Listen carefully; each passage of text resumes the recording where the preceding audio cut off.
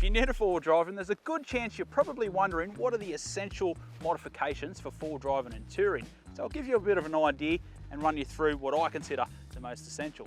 The first one, of course, is a good set of recovery points. They need to be rated, they need to be good quality, and you need to know that they're going to get you out of trouble without any breakages.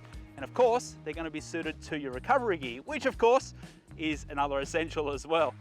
Now the next thing, of course, is a good set of tyres. Now it's worth noting that only a couple of inches of the tread pattern actually contacts the ground at any given time. So that means that tread that's touching the ground, you want it to be pretty good.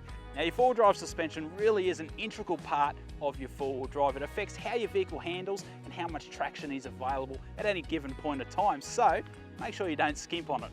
Now up the front of your four-wheel drive, you're going to want some good frontal protection, and the best way to do that is by fitting a nice and solid steel bull bar. Now this is going to come in handy both on the tracks and off it, especially if there's wildlife around. Now for those times where you get caught driving at night, you're going to want as much light as possible, and the best way to do that is to fit things like spotlights and light bars. Once you get your four-wheel drive all set up and ready to go, it's time to pack your sense of humour and your sense of adventure. Get out there and have some fun. Go on, you deserve it.